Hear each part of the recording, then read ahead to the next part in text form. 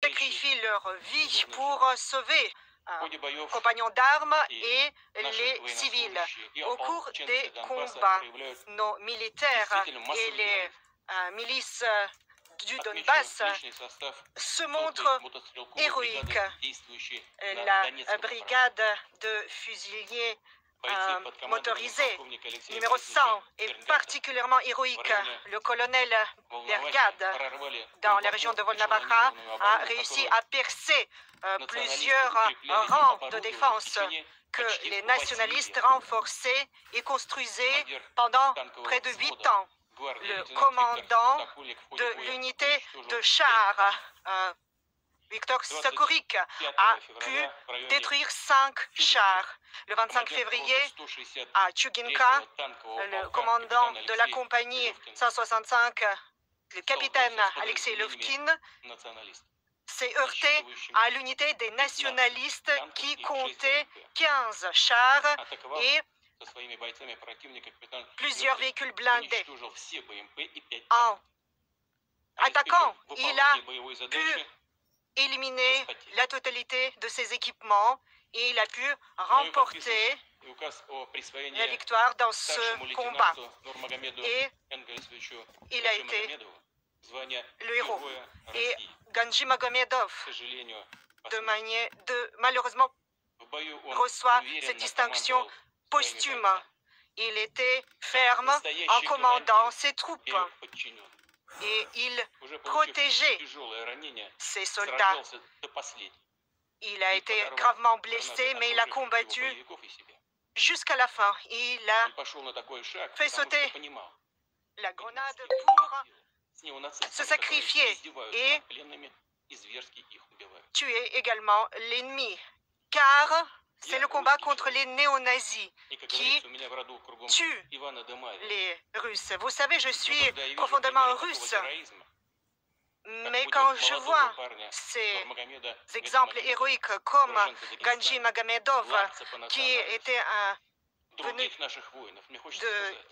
du Daghestan, et je veux dire que je suis du Daghestan, je suis tchétchène, je suis russe, je suis tatar, je suis mordvine, je suis ossétine, car il y a plus de 300 groupes ethniques en Russie et je ne peux pas même les énumérer tous, mais c'est un seul peuple puissant de la Russie.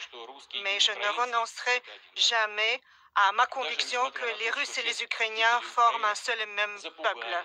Même si beaucoup d'habitants en Ukraine ont subi cet écervellement et cette propagande de la part des ultranationalistes, partisans de Bandera ou autres qui étaient du côté de Hitler pendant la Seconde Guerre mondiale.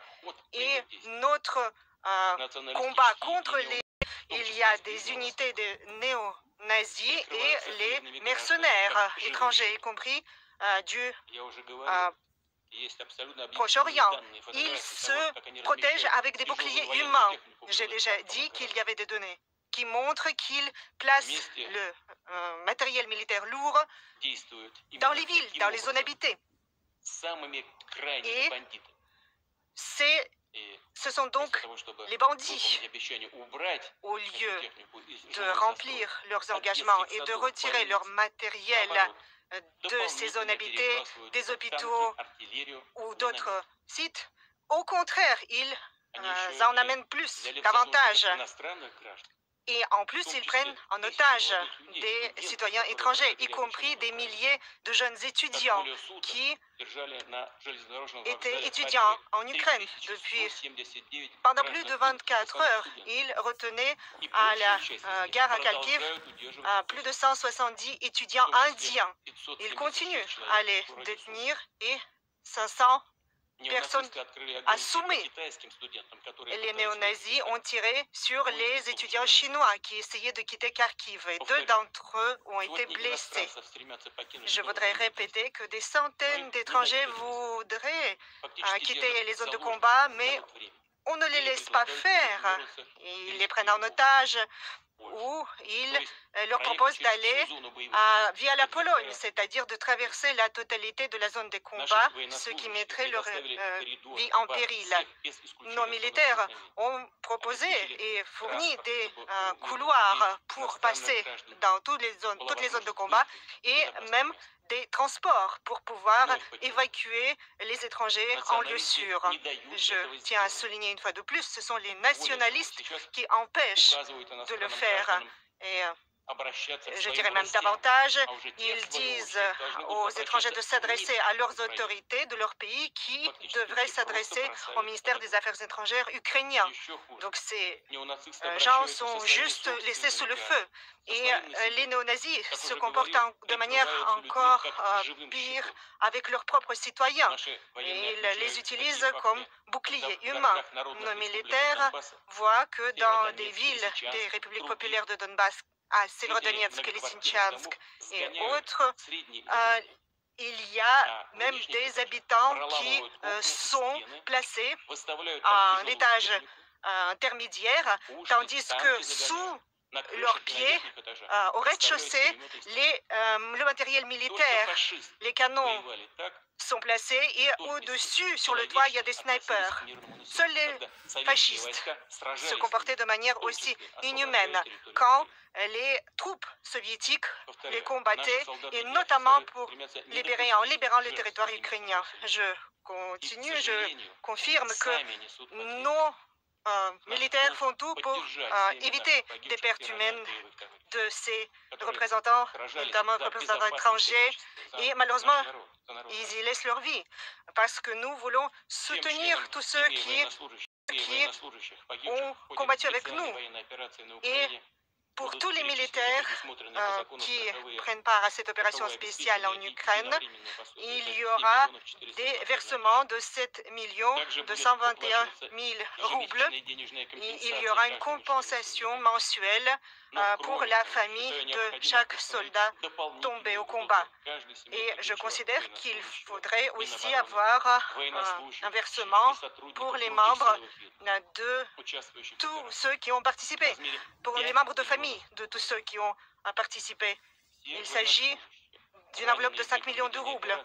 Et tous les blessés auront également des versements d'assurance et invalidité.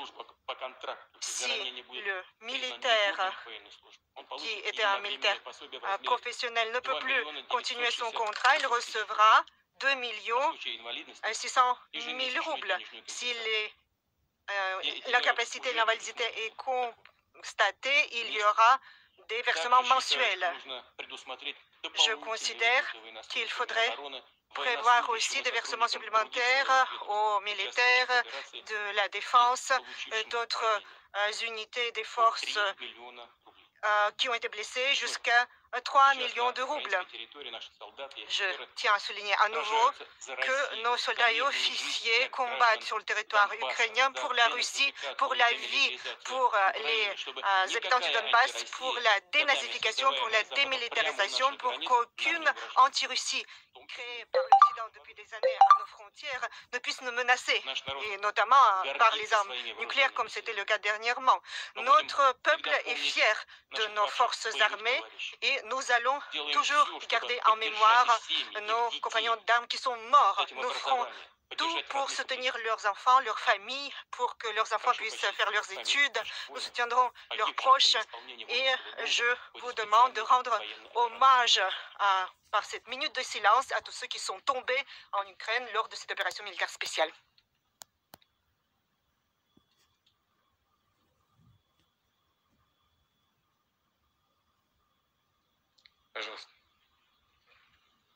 Je vous en prie. Chers camarades, je voudrais dire que l'opération militaire spéciale se déroule comme prévu pour les objectifs prévus. Tous les objectifs prévus sont atteints avec succès et dans les délais prévus. Je donne la parole au représentant du ministère de la Défense, Sergei Koudjogotovitch.